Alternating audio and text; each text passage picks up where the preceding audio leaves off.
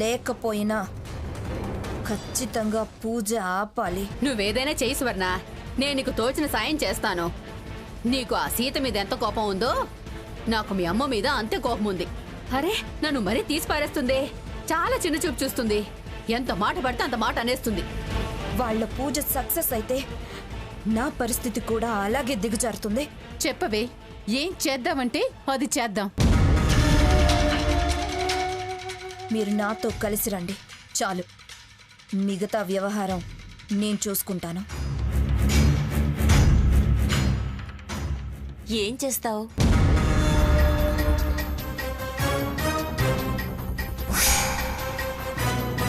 ఏం చేస్తానో ఎలా చెడగొడతానో మీరే చూద్దురు గాని.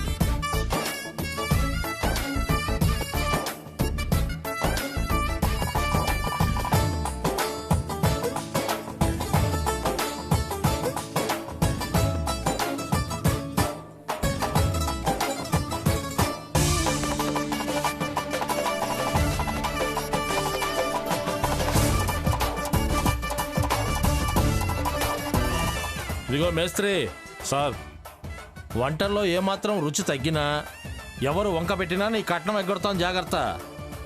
30 years సర్వీసు, వంశపారంపర్య విద్య. మా పూర్వీకులు నలుడి దగ్గర నేర్చుకున్నారంట. హలో, మాకు ప్రావీణ్యం ఉంది. మా పూర్వీకులు భీముడికి వంట నేర్పారంట. అంటే మీరు లాగించడంలో కూడా ఫస్ట్ అన్నమాట. లాగి ఇవ్వటంలో కూడా ఫస్టే. వెళ్ళి జాగ్రత్తగా వంటలు చేయి త్వరగా. రామచంద్రయ్య, మనం గెస్ట్లు ఎవరు వస్తున్నారో చూద్దాం పద. సరే పద.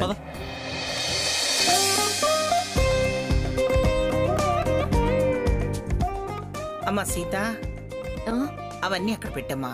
పంతులు గారు వచ్చి అన్ని సర్దుకుంటారు. లే, నువ్వు వెళ్ళి రెడీ అవుపో. నేను తెల్లవారుజామునే తయారైపోయాను అమ్మగారు. వెళ్ళి పట్టు చీర కట్టుకో. సీత, తొందరగా కానీ పంతులు గారు వచ్చే టైం అయింది. అలాగే అమ్మా. సావిత్రి, ఓసారి అందరికి కాఫీ ఇవ్వకపోయావా? వంట అతనికి ఇప్పుడే చెప్పాను పిన్ని గారు. అందరం ఉన్నాము. పూజకి స్వర్ణ కూడా ఉంటే బాగుండేది. దొరవారు కూడా కుటుంబం అంతా ఉండాలి అన్నారు. కోర్టుకెక్కుతా అనేది మళ్ళీ కలిసొస్తుందన్న నమ్మకం నాకు లేదే. అమ్మా, ఏంటా మాటలు? కలవాలనే బుద్ధున్నదైతే అలా చేస్తుందా?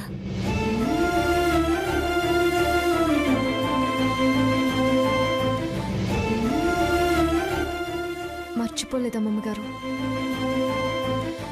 దానికిప్పుడు కలవాలనే ఉద్దేశం లేకపోవచ్చు, మనల్ని కలవలేకపోవచ్చు. కానీ అది ఎప్పటికీ మనతో వేరుగా ఉండదుగా, కలవకుండా ఒంటరిగానే ఉండిపోదుగా. చేతో శుభకార్యాలప్పుడైనా ఇలా రాకపోకలు జరగచ్చు. తర్వాత దాని మనసు మారచ్చు, కలిసిపోవచ్చు అని నా ఆలోచన. సీత, నీ ఆలోచన మంచిదే కావచ్చు, కానీ అది నాలా నీలా ఆలోచించద్దు. ఒకవేళ దానికి ఆలోచనలు వచ్చినా పక్కనున్న శనిగ్రహాలు వాటిని తప్పని తుడిచేస్తారమ్మా. ఇది వాళ్ల మాటే వేదవాక్కని కాపురంలో నిప్పులు పోసుకుంటుంది. దాన్ని కోరుకోవడం అంటే పంచాయతీని పేరటానికి పిలవడమే. కాపురం కుదుట పడాలి అని కోరుకోవాల్సిన కన్న తల్లివి నువ్వే అలా మాట్లాడితే ఎలా అమ్మా? సీత, అలాంటి దాన్ని ఏ తల్లి హర్షించదు, సమర్థించదు. వద్దే తప్పే అని ఎంత పోరు పెడుతున్నా అది పెడచెవిన పెడుతుంటే, ఎవరిని లక్ష్య పెట్టని పెడసరంతో అది ప్రవర్తిస్తుంటే పేగు బంధాన్ని పసుపు కుంకాల్ని అది విదిలించి వదిలేస్తుంటే కన్న తల్లిగా ఇలా కాక ఎలా మాట్లాడమంటావే? నీకున్నంత మంచితనం క్షమాగుణం అందరికీ ఉండదే. ఇప్పుడు ఈ వయసులో నాకు రమ్మన్నా రాదు. ఎంత కూతురైనా ఖచ్చితంగా మాట్లాడేటప్పుడు కఠినంగానే ఉండాలి. దాన్ని చూస్తుంటేనే అసహ్యం వేస్తుంది. రావాలని కావాలని నాకు అస్సలు అనిపించడం లేదు. దాని పాపాన్ని దాన్ని అనుభవించనిస్తేనే దానికి జ్ఞానోదయం అవుతుంది.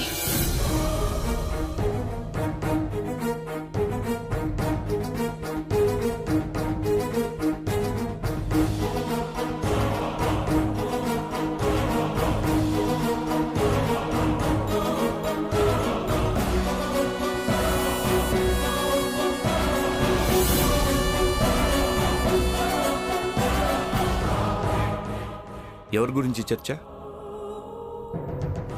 ఇంకెవర్రా, నీ భార్య గురించి అనుకుంటా. సీత తను ఉంటే బాగుంటుంది అని ఉంటుంది. అత్తయ్య గారు లేకపోతేనే మంచిది అని ఉంటారు. కరెక్ట్గా అంతా విన్నట్టే చెప్పావురా. అయితే అత్తయ్య గారే కరెక్ట్. దరిద్రాన్ని రా అని కావాలని అనుకోవడం పిచ్చితనం అవుతుంది. ఏంటి సాకేత్, నువ్వు కూడా అలాగే మాట్లాడుతున్నావు?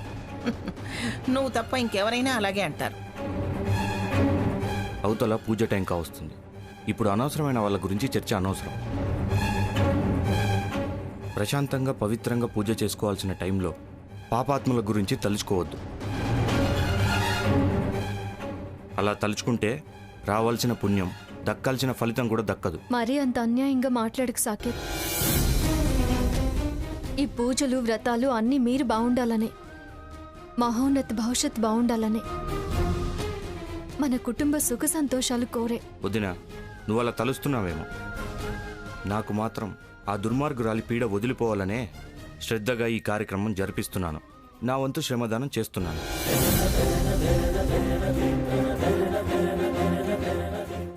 అది దూరమైతేనే నువ్వు అనే సుఖ సంతోషాలు, మనశ్శాంతి మనకు దగ్గర అవుతాయి.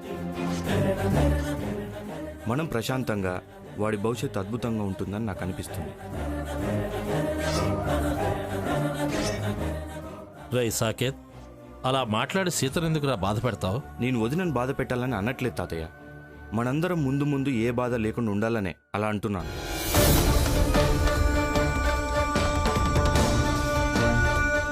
రేయ్, తను మీ మేలు కోరి చెప్తుంటే నువ్వెందుకురా అలా వ్యతిరేకంగా మాట్లాడుతున్నావు? దాని మూర్ఖత్వం నాకు తెలుసు కాబట్టి, ఆశ స్వార్థం తెలిసొచ్చింది కాబట్టి, దానివల్ల మనం ఎంత నష్టపోయామో, ఎన్ని కష్టాలు అనుభవంలోకి వచ్చాయో మర్చిపోలేదు కాబట్టి. అదే నాతో ఏ సంబంధం లేదంది కాబట్టి. చట్టాన్ని ఆశ్రయిస్తా, హక్కులు సాధించుకుంటా అంది కాబట్టి. మీరు ఎంత మొండితనాలకి పోయినా వాడికి మాత్రం నేనే లోటు రానివ్వను. ఎప్పటికైనా కలిసి ఉండాలని ఆ భగవంతుడిని నేను మనస్ఫూర్తిగా కోరుకుంటున్నాను. సరే సీత, అలాగే కానివ్వు. నీ కోరికే నెరవేరనివ్వు. వెళ్ళండి, మీరందరూ వెళ్ళి తయారవ్వండి, పనులు కానివ్వండి.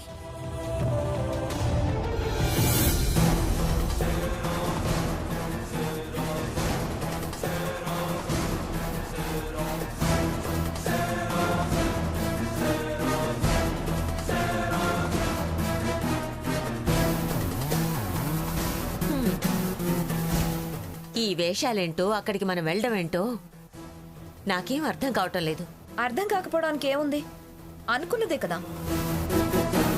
పూజ చెడగొట్టడానికి, శూల ప్రతిష్ఠ ఆపడానికే కదా ఈ తిప్పలంతా. పిలవని పేరంటానికి వెళ్ళడం నాకు ఇష్టం లేదు. ఎవరి స్థానబలం వారికి ఉంటుంది. మనం పేరంటానికి వెళ్తున్నాం. బలాబలాలతో మనకి పని లేదు. చెడగొట్టే అవకాశం వస్తే చాలు. నాకెందుకు భయంగా ఉంది. మన గెటప్లని ఆ ముసలావిడ గుర్తుపడితే 5 నిమిషాల్లో మన పని పడుతుంది. అపశకున మాటలు మాట్లాడకరోరా. వెళ్లేదే ముదనష్ట పనికి, దానికి అపశకునం శుభశకునం కూడానా? చెడుపు వాళ్లకు అపశకునం, మనకి శుభకార్యమేగా. ఎలా అయినా పూజ చెడగొట్టడం మన ధ్యేయం. ఎవరికి ఎలాంటి అవకాశం వచ్చినా వదలొద్దు, అర్థమైందా? నాకైతే కుడిక నదురుతుంది. ఏంటమ్మమ్మ గారు, ధైర్యం చెప్పాల్సిన మీరే అలా మాట్లాడితే ఎలా? పిచ్చి పిచ్చి వేషాలు వేసుకొని పులి బోన్లోకి వెళుతున్నాం.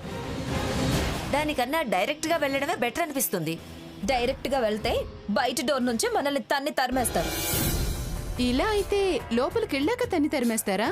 భయపడితే బయట పడతాం. కాస్త ధైర్యంగా ఉండండి. టైం అవుతుంది. లక్ష్మి, త్వరగా కానివ్వు. సరే మేడం.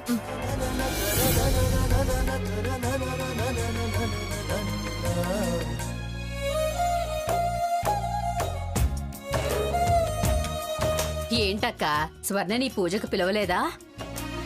పిలిస్తే తను కూడా వచ్చేదేమో.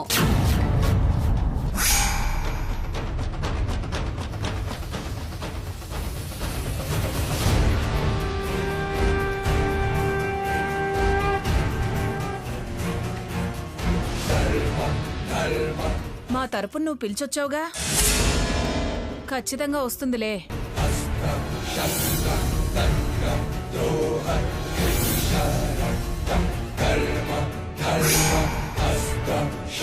కొంపదీసి నేను స్వర్ణని కలిసిన విషయం అక్కకు గాని తెలిసిందా ఏంటి?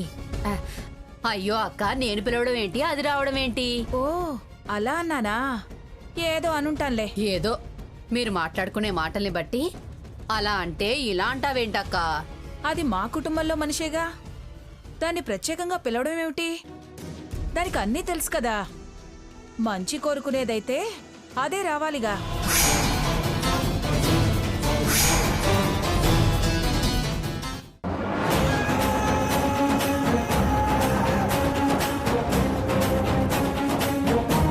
అసలు ఈ పూజ వివరాలు దానికి ఎలా తెలుసు? నిన్న మాతో పాటు అది అక్కడే ఉందిగా.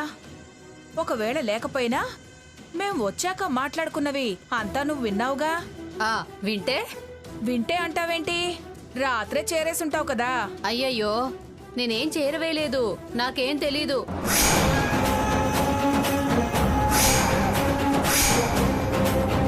ఇదిగో, అనవసరంగా నా మీద నింద మోపొద్దు. నిందలేడేంటి? నువ్వు నీ గుణగణాలు నాకు తెలీదా? అయినా ఈ వివరాలన్నీ నీకెందుకే?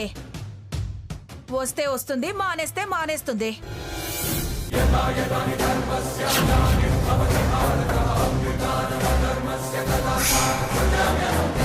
సావిత్రి. ఆ పిండి గారు వస్తున్నానండి.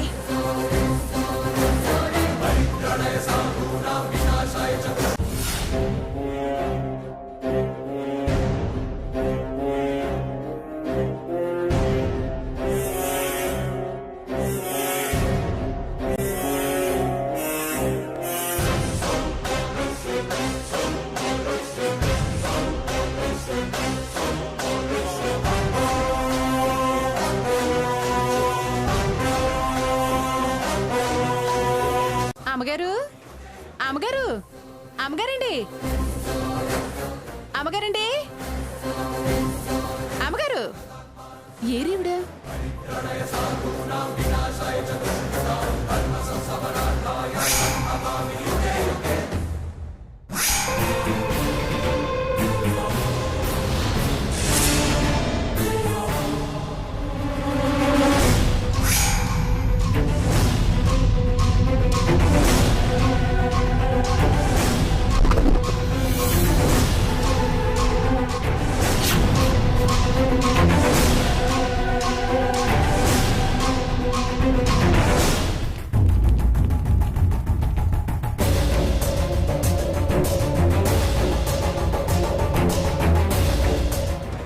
ఎవరు మీరు? అమ్మగారు, సావిత్రమ్మ గారి ఇల్లు ఇదేనండి? అవునే లమ్మి, ఇది సావిత్రి గారిల్లే. మీరేటికొచ్చినా రేటి? జలజమ్మ గారు పనుండదని రమ్మని చెప్పినారు గందా. ఎవరా జలగమ్మ? ఏమిటి పనుండేది? జలగమ్మ గారు కాదు, జలజమ్మ గారు. ఏదో గారులే గాని ఎందుకొచ్చినారో చెప్పండి. పనుండది రమ్మని చెప్పినారంటున్నానుగా. వచ్చేసారా? మీకోసం ఎదురు చూస్తున్నాను. వై వై వై వై, నువ్వా జలగమ్మవి? నేను ఎవరో అనుకున్నాను. నువ్వు గోతంగానే తెలుసు గాని ఈ పేరెప్పుడు నేను వినలేదు కనలేదు.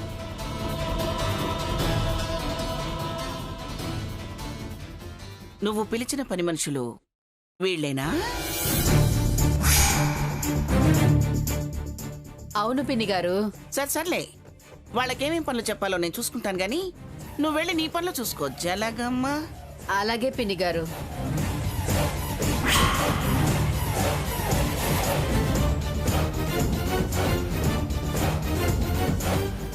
చెప్పండి, మీరు పాచి పనులు చేస్తారా, పాడు పనులు చేస్తారా, లేకపోతే పాపిష్టి పనులు చేస్తారా?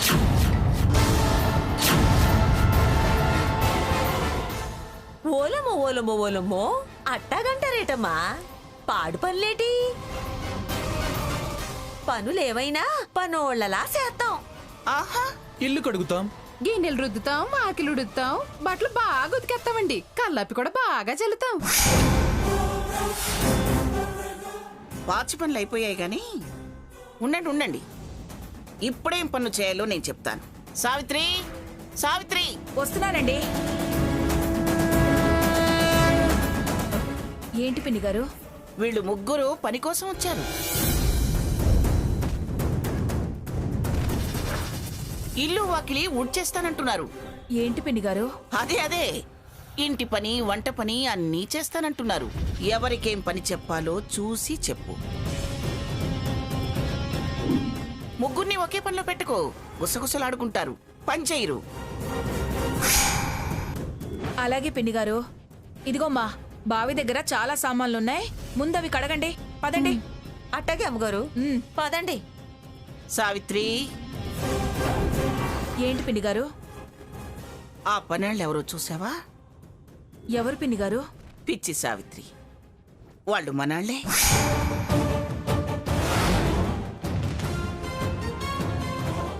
మనవాళ్ళ? ఒకతేమో స్వర్ణ, ఆ పొడవాటిదేమో భాగీరథి, ఇంకొకరిది ఆ గుడ్లగూబ అరోరా. ఆ గోడ మీద తలకయ్యే వాళ్ళని ఇక్కడికి చేర్చింది. వాళ్ళు పూజ చెడగొట్టడానికి ఇక్కడికి వచ్చారు. కనిపెట్టి ఉండి పులుసు కారేలా పనులు చెప్పు, వారిపోతారు. పాపిష్టి మంద. ఇక వాళ్ళ సంగతి నాకు వదిలేయండి పిన్ని గారు, దుమ్ము దులిపేస్తాను. మంగ, బయట పనులన్నీ అయిపోయినాయి, ఇంట్లో పనులు ఏమన్నా ఉన్నాయా? చాలా పెద్ద పనే ఉంది. పెద్ద పనే ఏంటి మంగ అది? ఇందాక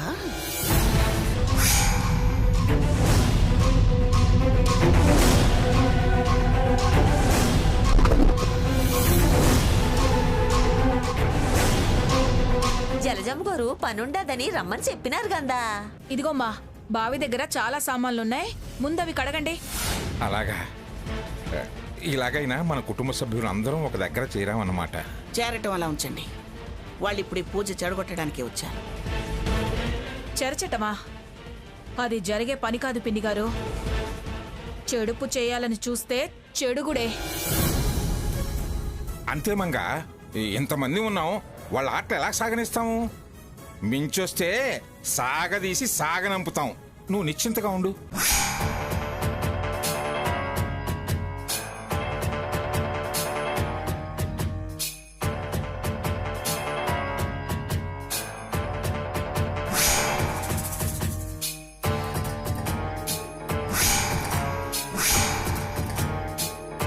ఈ విషయాలేవి సీతకు తెలియనివ్వకండి.